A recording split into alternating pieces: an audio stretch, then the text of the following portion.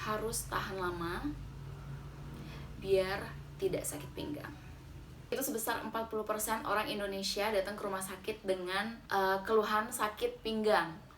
Dan gak hanya itu, di United States itu menurut Institute National of Health itu sekitar 80% orang Amerika Serikat mengeluhkan sakit pinggang selama hidup mereka.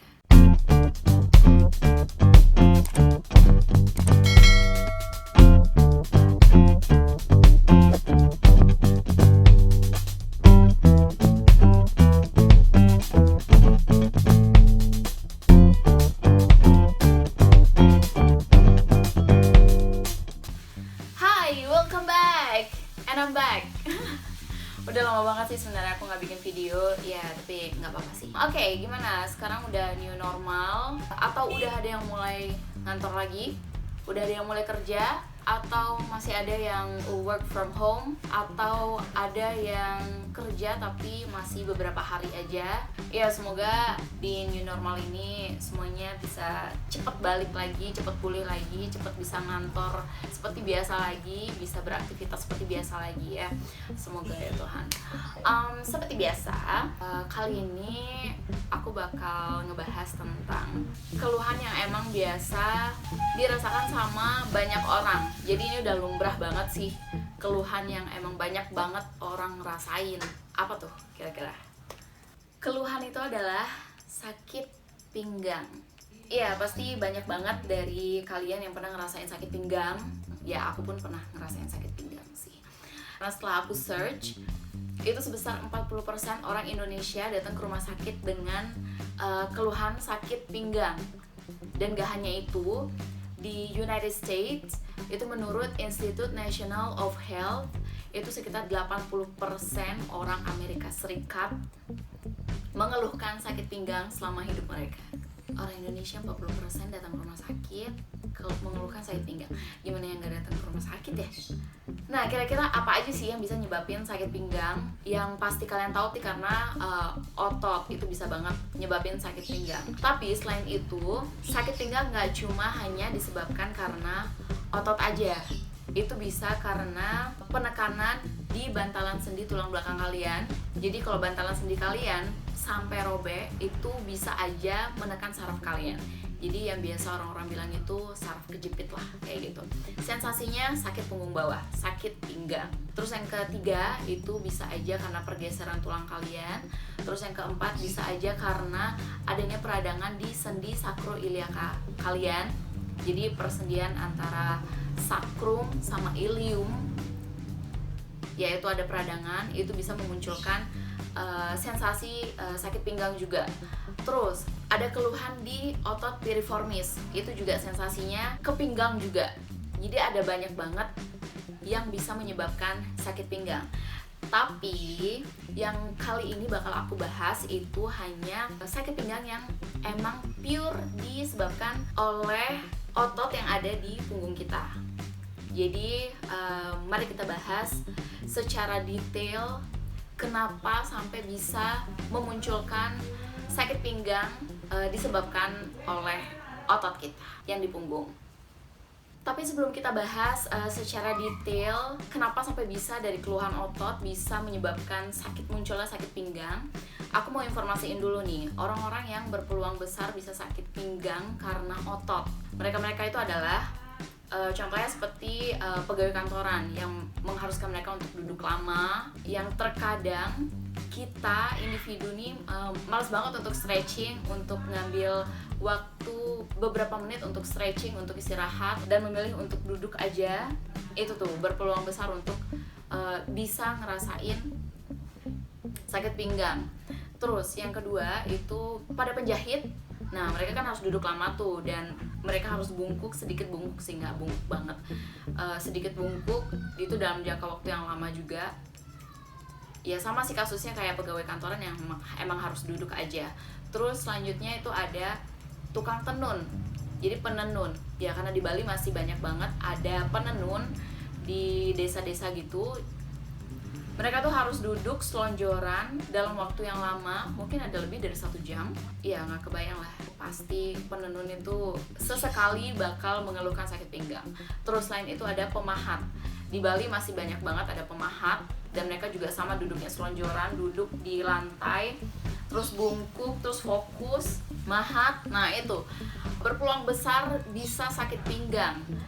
Tapi selain itu, buat kalian yang emang aktivitasnya sering duduk lama, terus duduknya juga tidak tegak, sering membungkuk, itu tuh akan berpeluang bisa merasakan sakit pinggang. Nah, jadi sebenarnya kenapa sih sama otot kita sampai akhirnya memunculkan sensasi sakit pinggang? Ya walaupun kita ambil satu contoh yang emang sudah pasti bisa menimbulkan sakit pinggang, yang tadi pekerjaan dengan sikap duduk yang lama. Oke, jadi gini, selama kita duduk, walaupun kita duduknya udah bener, udah postur tubuh udah tegak, jangan lupa otot kita itu tetap kontraksi. Otot kita itu tetap bekerja untuk mempertahankan tubuh kita. Nah, walaupun kita duduk tegak aja, itu ototnya kontraksi. Gimana kalau kita duduknya nggak bagus? Kalau misalkan kayak bungkuk nih, ini otot bukan makin santai, tapi ototnya bekerja makin keras lagi buat mempertahankan posisi itu. Nah, di situ tuh poinnya. Apalagi kalian duduknya dalam jangka waktu lama. Jadi bisa diambil kesimpulan, otot itu harus tahan lama biar tidak sakit pinggang. Oke, mari kita perjelas. Maksudnya tahan lama di sini adalah ketahanan otot dalam menerima beban selama periode tertentu, atau bisa dibilang daya tahan otot.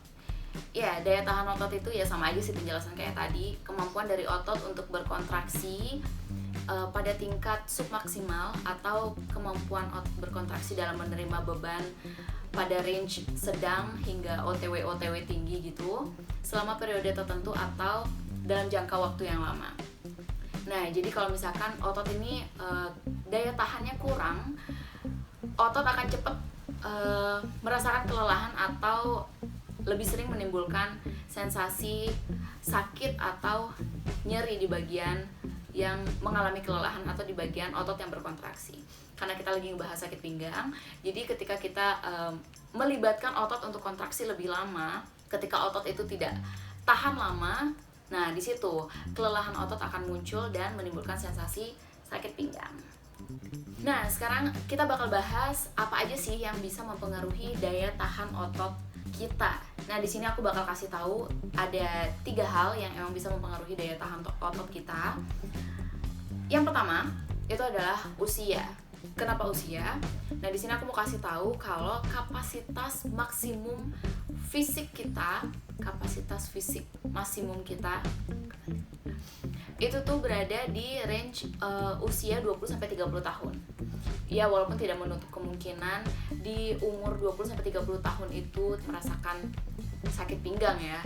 Jadi itu bisa aja kalian lebih hidup sehat lagi, lebih menjaga aktivitas fisik kalian untuk mempertahankan biar tetap maksimal sampai di usia-usia selanjutnya. Ya, walaupun semakin bertambahnya usia, kita akan mengalami perubahan fungsi di tubuh kita, salah satunya di otot kita.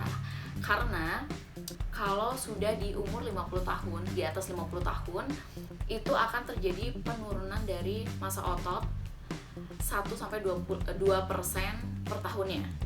Dan gak hanya itu, di atas 50 tahun itu akan terjadi penurunan kekuatan otot sekitar 5-10%.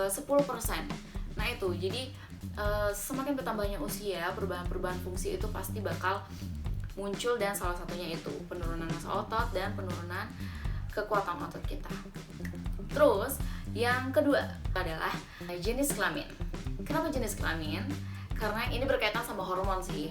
Di hormon laki-laki dan perempuan itu ada testosteron, dan fungsinya testosteron ini membantu dalam membangun massa otot tanpa lemak. Nah, untuk jumlahnya itu lebih banyak di laki-laki. Nah, maka dari itu daya tahan otot laki-laki itu akan lebih tinggi dibandingkan wanita. Terus yang ketiga itu ada indeks massa tubuh. Ya kalian pasti udah gak asing lagi lah sama indeks massa tubuh kan ya. Dan cara ngitungnya juga ya gampang lah, cari di Google. Kalau untuk indeks massa tubuh ini ternyata udah dilakukan penelitian sampai ngecek setiap peningkatan IMT itu akan mempengaruhi daya tahan otot kita. Nah, di sini kenaikan 1 poin dari indeks massa tubuh kita itu akan menurunkan 2,9 detik daya tahan kita. Hitung-hitung ya, IMT-nya berapa ya. Terus kenaikan 1 poin dari massa lemak itu akan menurunkan 1,1 detik. Jadi ketiga ini yang emang bisa mempengaruhi daya tahan otot kita.